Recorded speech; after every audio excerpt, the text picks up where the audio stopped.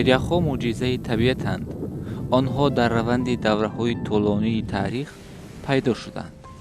طبیعت تاجیکستان از جمله آن مکان‌هایی است که در دامان خود پیریخ‌های خرد و بزرگ زیادی را دارد. این پیریخ‌ها منبع بزرگ آب به حساب می‌روند. در میان پیریخ‌های کشور که به بیش از 8000 گفته می‌شود، بزرگترین آنها پیریخ فیچنکو است. پیریخ فیچنکو میان کوه‌های عظیم و قلعه‌های سر به آسمان کوهستان پامیر تاجیکستان چون مروارید می‌درخشد. پیریخ فیچنکو معجزه به همتای طبیعت افسونکاری تاجیکستان گفته می‌شود. Этот ледник, он не только самый крупный в Таджикистане, он самый крупнейший ледник в Центральной Азии. Феченко, но это жемчужина Таджикистана. Это красивый ледник, мощный, богатый, огромный. Это единственный ледник в таких широтах, который имеет огромную массу, огромную длину, огромный объем воды во льду. Он действительно величайший и изумительный. آن در نشیبی شرقی قطارگوه اکادمی علم‌ها در پامیر جایگیر شده است. این پیریخ از پیوند قطارگوه اکادمی علم‌ها با سلسله کوه یزغلام در موضع قلعه انقلاب مسکن گرفته است. منطقه غذاگیری پیریخ در بلندی‌های 6200 تا 6300 متر است. ولی زبانه آن در وادی دریای سیلدره شاخاب مقصود تا بلندی 2909 متر پست فرآمده است. پیریخ فیچنکو نه تنها در تاجیکستان بلکه در تمام جهان کلانترین پیریخ وادیگی و کوهی به شمار می رود. درازی این پیریخ 77 کیلومتر، مساحتش 650 کیلومتر کوادراتی، غفصه‌اش 700,000 متر گفته شده، پهنایش تا به 3-5 کیلومتر کوادراتی می رسد. حجم عمومیش به 93.8 کیلومتر کوب برابر بوده، در آن قریب 100 کیلومتر کوب آب ذخیره شده است. بنابر معلومات موجوده پیریخ فیچنکو قریب 50 شاخاب دارد. قیمت میانه سالانه حرارت هوا از روی مشاهده‌های بسیار ساله استانسیه آب و هواسنجی در پیریخ فیچنکو به 7.1 درجه برابر می باشد. حرارت میانه ماهانه هوا در ماه‌های ایون سپتامبر به 1.6 درجه برابر است. ماه‌های نهایت گرم ماه‌های ایول و اوگوست به حساب می رود که حرارت میانه ماهانه به 3.1-3.6 درجه رسد می آید. حرارت مطلق بلندترین هوا به 15.5 درجه و مطلق پسترین هوا به 31.4 درجه برابر می باشد. از روی نشان دهنده های استانسیه آب و هواسنجی در پیریخ فیچنکو شمال سمت جنوب و جنوب و غربی حکمرانی می نمایند که تکرارشوی آنها در دوام سال به حساب میانه 80% را تشکیل می نماید. شمال های سمت شمال کم مشاهده کرده می شود و شمال های سمت شرقی عموماً وجود ندارند. سرعت میانه حرکت شمال به 15.8 متر ثانیه برابر می باشد. سرعت بلندترین شمال در دوره زمستان رسد می آید که آن به 35-40 متر ثانیه و بعضاً موردها تا 50 متر ثانیه برابر می باشد.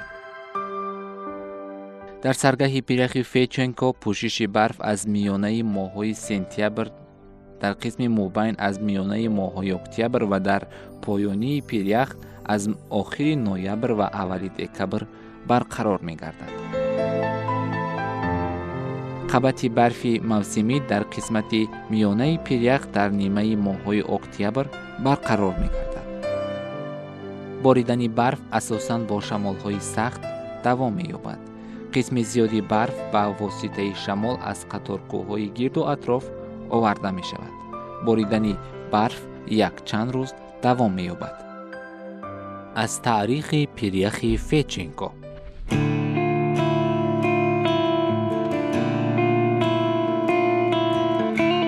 پیریخ مذکور را سال 1876 سیاح روس اشنین کشف نموده آن را به خاطر دوستش فیچنکو، یکی از نخستین محققان آسیای میانه، نامگذاری کرده است. و از آن سالها بعد شروع شدند تحقیقات ها در پیریخ بزرگترین آسیای میانه فیچنکو که در کوهستان تاجیکستان جای دارد. تابستان سال 1908 کاپیتان روس کاسیننکو و همراهانش ضمن کارهای اکسپدیسیونی قریب نصف مساحت پیریخ را آموخته است. بین سالهای 1910 تا 1926 در آموزش این پیریخ عالم کارژینفسکی سهم گذاشته است. در ادبیات ها گفته می شود که تحقیق همه طرفه پیریخ سال 1928 با راهبری اکادمیک گاربونوف شروع گردیده است.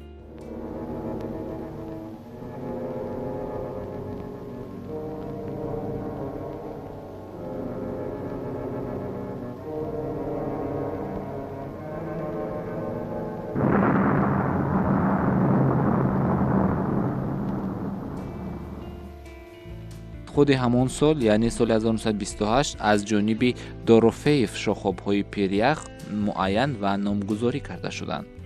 با اقدام گاربونوف در کنار پیریخ فیچنکو خانه‌های استقامتی و پایگاه‌های آب و هواسنجی در بلندی 4169 متر نصب کرده شد و 7 نوامبر سال 1933 به فعالیت آغاز نمود.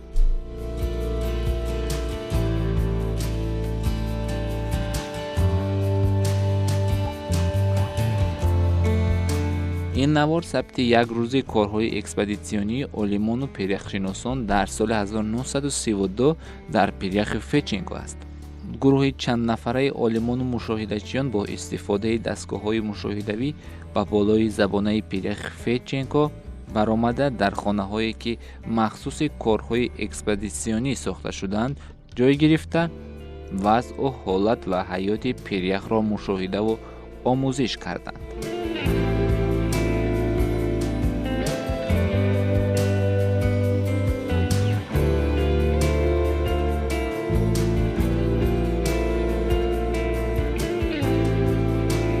در برابر کارکرد معلوماتی دستگاه‌ها عالمان با اصول پیاده آموزش و مشاهده خود را نیز گذرانیدند.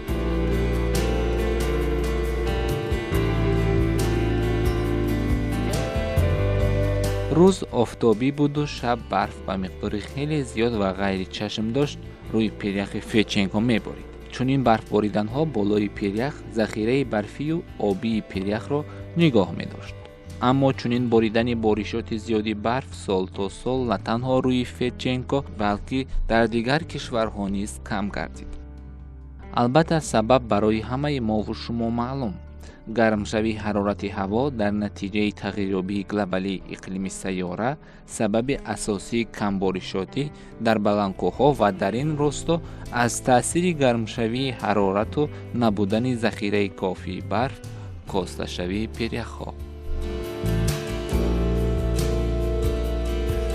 بعد از کشف فیچنکو و آموزش‌های نخستین بعداً میان سالهای جداگانه کارهای علمی و تحقیقاتی و اکسپدیسیونی در پیریخ زیاد گردیدند. مثلا سالهای 1957 1959 در پیریخ فیچنکو گروهی کلان متخصصان داخلی و بین الخلقی از جمهوری‌های آسیای میانه، روسیه، آلمان عبارت از 100 نفر کارهای تحقیقاتی بردند. موافق معلومات سال 1959 حجم برف‌های سطح پیریخ در همان دوره یعنی سال 1959 720 میلیون متر مکعب گفته میشد. معین کرده شده است که سال 1959 آبشاره پیریخی 54% و آبشاره برفی دریای سیلدره که از فیچنکو ابتدا می‌یابد به 46% برابر بوده است. متاسفانه بنابر روند گرمشوی جهانی و تغییریابی با سرعت اقلیم پیریخ فیچنکو در برابر دیگر منبع‌های بزرگ آبی سیاره کاهش یافته ایستاده است. با گفته ادبیات‌های موجوده، پیریخ فیچنکو سالی با سرعت 10-16 متر تنزل می‌یابد. گفته می‌شود که در 20 سال اخیر این پیریخ به بیش از 1 کیلومتر کوتاه و سطحش بیش از 50 متر پس فرآمده است. بنا به گفته کارشناسان ساحه، قریب همه شاخه‌های پیریخ فیچنکو از تنه اساسی جدا شده مستقل گشتند. این وضعیت از تنزلیابی عمومی پیریخ بشارت می‌دهد، میگویند کارشناسان. Замедлилась скорость движения. Скорость движения еще 70-е, 60-е, 70-е, 80-е годы. Скорость движения центра ледника была где-то по около 2-3 метров в сутки. Сейчас немножко замедлилась. То есть ледник угасает, немножко угасает. Именно и за счет температуры, высокая температура, мало осадков, а осадки – это питание ледников. нақшагириҳои топографии солҳои 1945-1949, аксҳои кайҳонии соли 1985, соли 2002 ва муқоисаи байни онҳо нишон додааст, ки дар ҳақиқат пирях дар ҳолати таназзул қарор дорад. суръати ҳаракати фирнаҳои паҳлӯгии пиряхи феченко 216 метр, қисми миёнаш 252 ва назди забонаш дар як сол ба 126 метр рост меояд. суръати обшавии сатҳи пирях дар як шабона рӯз 3,5-6 сантиметр дар як сол бошад ба 12,5-3,5 метр баробар гуфта мешавад. дар экспедитсияи илмие ки солҳои 2005-2006 гузаронида шуд, доир ба як қатор пиряхҳои Тоҷикистон аз ҷумла нисбат ба пиряхи Феченко маълумотҳои нав ба даст омад. маълум шуд ки тӯли 26 сол, яъне байни солҳои 1980-2006 пирях 50 метр ва ё ба ҳисоби миёна соли 2 метр таназзул ёфтааст. гуфта мешавад ки пиряхи Феченко на танҳо об мешавад, ҳамзамон коҳиш низ меёбад. муҳаққиқон дар заминаи омӯзиши таҳаввули пиряхи Феченко дар нимаи дуюми асри 20 ба хулоса омаданд, ки пирях то соли 2050 163,3 километри квадратӣ ва ё 44,5% коҳиш меёбад. Если вот по настоящему времени довольно высокие температуры летнего периода, довольно высокие температуры зимнего периода, ледники будут отступать, будут сокращаться. Но это процесс не одного года, это процесс, десятилетий. Я уже про столетия не говорю, десятилетия. Они будут отступать. дар замони соҳиби истиқлоли кишвар ба омӯзишу таҳқиқи пиряхҳои ҷумҳурӣ чун манбаи бузурги оби мамлакат ва сарвати бебаҳои табиӣ таваҷҷӯҳи хос равона гардидааст. барои омӯзиш ва пешниҳоди маълумоти нав тибқи барномаи давлатии омӯзиш ва ҳифзи пиряхҳо, экспедитсияи илмӣ аз ҷониби коршиносони маркази яхшиносии агентии обу ҳавошиносии ҷумҳурӣ миёни рӯзҳои 27 то 4 сентябри соли 2016 дар пиряхи Феченко гузаронида шуд. мақсади гузарондани экспедитсия муайян намудани ҳолати пиряхҳои Тоҷикистон, ҳамчунин пиряхи калонтарини ҷумҳурӣ Феченко буд. В 2016 году мы вылетели на ледник Феченко, мы сделали языковую часть, обследовали, в смысле как приборами тахикометрической съемки, обработали это все. Потом сделали попытку пройти вверх по леднику, но нам не удалось, 2 попытки были. Ледник был уж больно вспученный, потому как в 1988 году мы пешком прошли ледник полностью вверх и вниз, а вот в 2016 году мы не смогли даже пройти. Там огромные трещины, колодцы, в общем, ледник был вспученный. дар рафти экспедитсия аз ҷониби гурӯҳи корӣ корҳои зерин یعنی کارهای تحقیقاتی در قسمت پایانی پیرخ فچنکو، آموزش سطح بالایی پیرخ تا موضع امکان پذیر، مشاهده های ایروویزوالی تا موضع یکجایشوی پیرخ بیوچنی با پیرخ فچنکو گذرانیده شده. از جانب این نهاد دخلدار حسابات به حکومت کشور پیشنهاد کرده شده است. گفته می شود که حالت و وضع پیرخ فچنکو در سال 2016 نسبت به سالهای قبل به طور نظررس دگرگون شده است.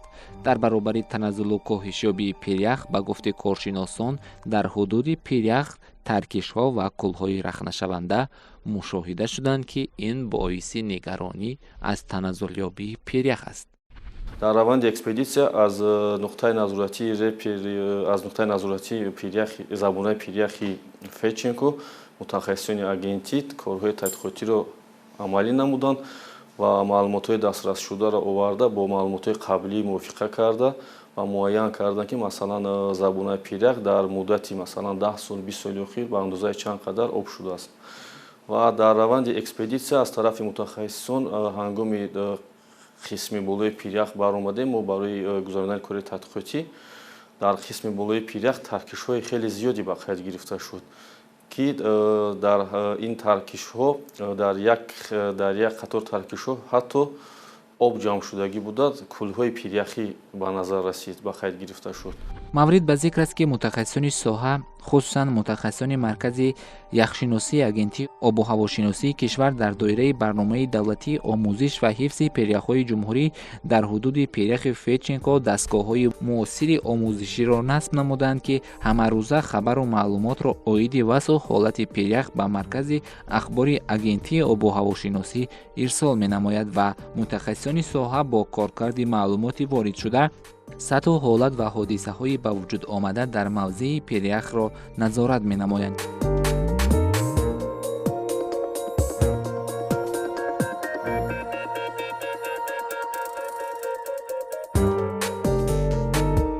در مجموع وضع امروزی و آینده پیرخ‌های کشور بنابر روند کاهشیابیشان نگران کننده می باشند. از این رو حکومت جمهوری برای حفظ پیرخ‌ها چون منبع بزرگ آبی نه تنها تاجیکستان بلکه آسیای میانه چاره‌های ضروری را می‌اندیشد. در هر یک برآمد و سخنرانی‌هایشان پیشوای معظم ملت دایر به کاهشیابی پیرخ‌ها اشاره می‌نمایند. اخیراً ضمن سخنرانی خود پیشوای ملت در ملاقات یکم پنل سطحی بلند عاید به مسئله‌های آب و اقلیم در صیغه ویدیو کنفرانس پیشنهاد نمودند که سال 2025 سال بین‌المللی حفظ پیرخ‌ها اعلان گردیده سنه روزی جهانی حفظ پیرخ‌ها معین کرده شود.